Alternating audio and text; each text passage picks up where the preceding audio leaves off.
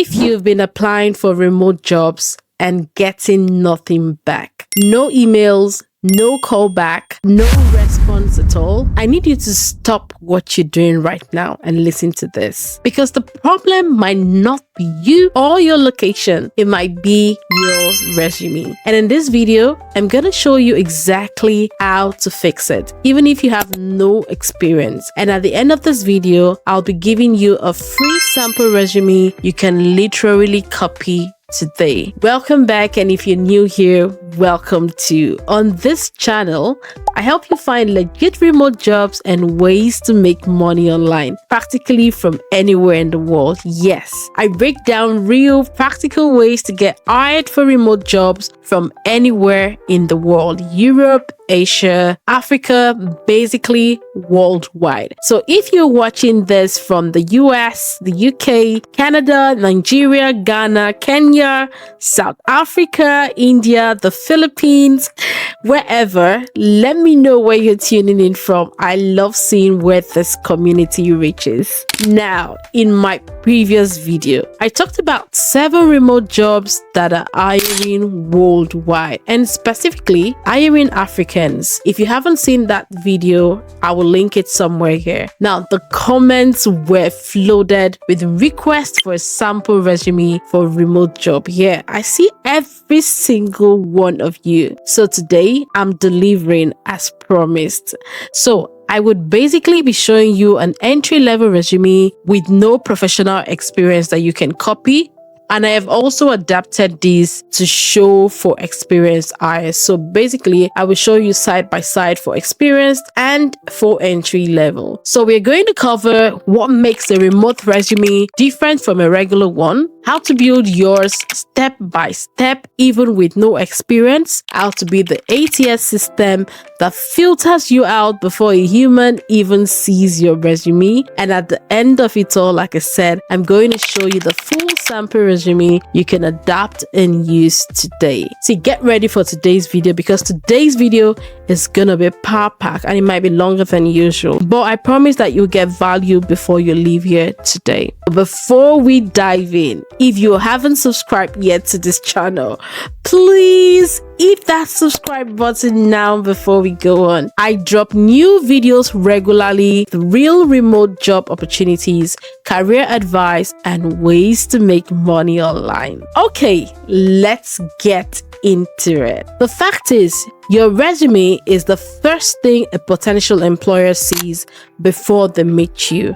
And so you have to sell yourself well, basically telling them why they should meet you. Here's what most people get wrong. They take their normal job application CV and just send it for remote roles. Big mistake. Remote employers are looking for very specific things. They want to know, can you work independently? Do you have the tools or know how to use them? Can you communicate without someone watching over your shoulder? Your resume needs to answer those questions without them even asking. That's the shift. A remote resume isn't just about your past jobs. It's about signaling that, oh, I am someone who can thrive from anywhere. And we're going to build that from scratch right now. So if you've already had your resume with you, you can correct that as we go along. And if you do not, don't worry. I will point you to this at the end of the video to download and copy. Now, you don't have to use word for word like I used, but you can adapt that to your own experiences, right? So the first step is usually your header. This is basically like your bio, and it simply tells your name, your email. Make this clickable, so all the recruiter needs to do is click on it and send you an email if they have to. Your phone number, always include your country code in this one. Then your LinkedIn should also be clickable if you have one. And then this is important for remote job, which is your location.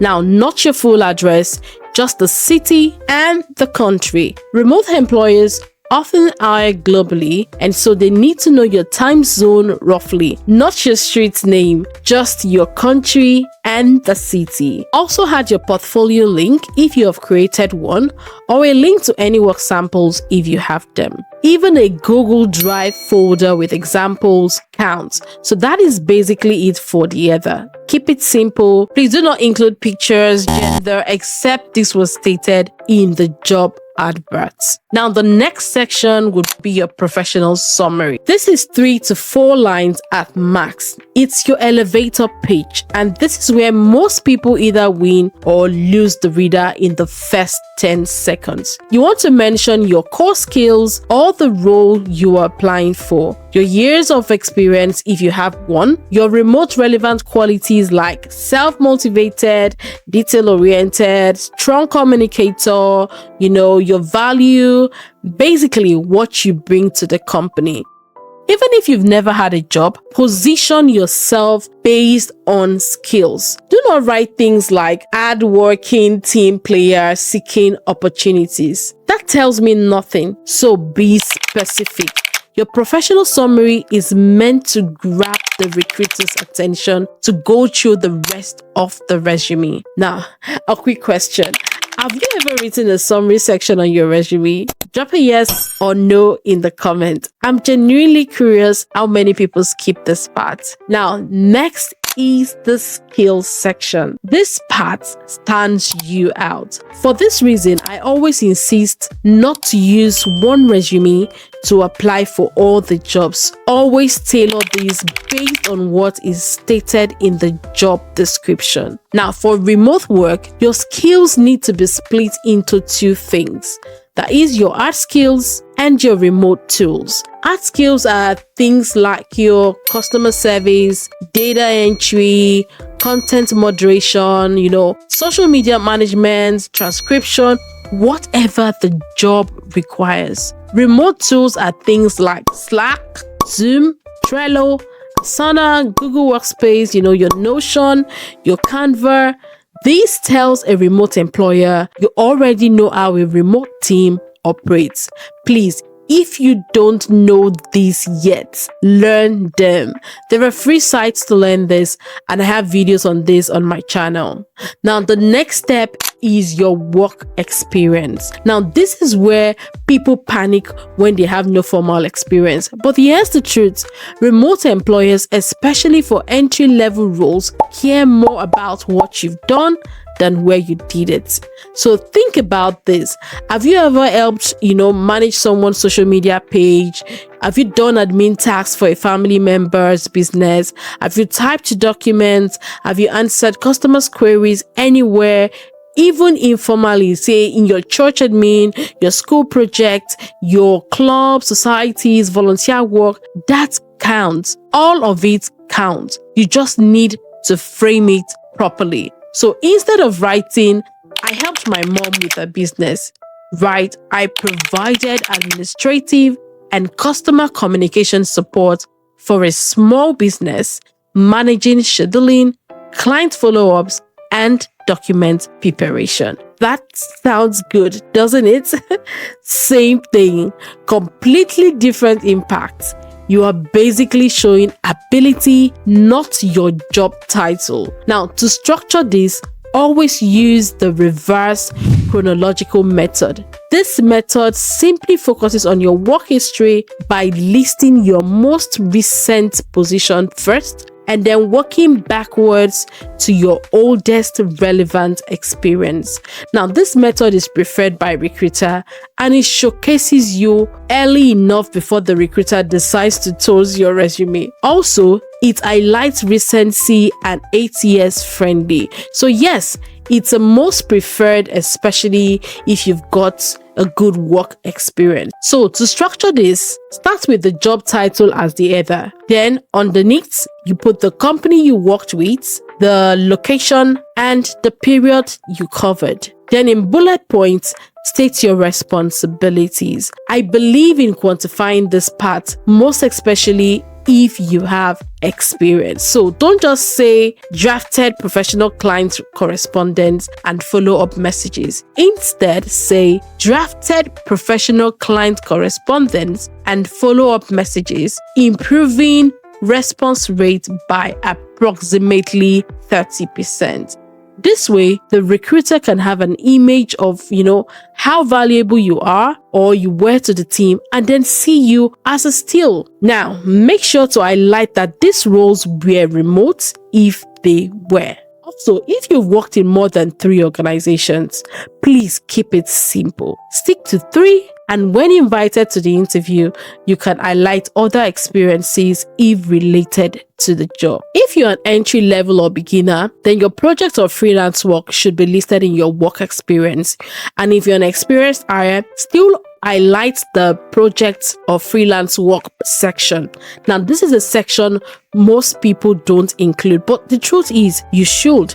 If you've done any freelance work, even one small job on Fiverr, even if it's a favor for a friend, list it as a project. Include what you did, the results, and the tools that you used. Now, the last section is the educational section. Here, I usually divide into education and certification. If you do not have a degree, simply state your diploma or secondary school certificate, as most countries will call it. And if you do have a degree, please include this and do not bother adding your secondary school certificate or your diploma or high school certificate. Now, if you have a master's degree, then you start with this first before your BSc or your BA, whichever one you have. Now, you should start with the degree type, the name of the school, then the location, and then the year this was achieved. Same with the certifications, right? And the final part I usually include is an additional info section. Now, this part is optional, but basically here, I just highlight a brief summary of my availability, my remote setup, e.g. I can just say, home office fully equipped with high-speed broadband and a dedicated quiet workspace. Now, like I said, this is optional. So, which section of your resume do you struggle with most? Is it the summary, the experience, or the skills? Let me know in the comment section. Don't forget to give this video a thumbs up and subscribe if you're yet to. Okay, let me talk to you about something called ATS. This is the short form for Applicant Tracking System. Most mid to large companies use software to automatically scan and filter resume before a human ever sees them. If your resume doesn't match the keyword, it gets rejected automatically. You never even get a chance to be seen. Now, remote recruiters can't observe a candidate in person, so your resume has to do more of the convincing. ATS systems for remote roles also filter on different keyword sets than standard listings. So if those terms aren't present in your remote job application, the system may filter you out before a human even sees your name. So here's how to beat it. Use the exact keyword from the description. If they say customer support, don't write customer service. If they say data entry specialist, use that phrase. Mirror their language. Now, keep your formatting simple. No tables inside tables, no text boxes, no unusual fonts.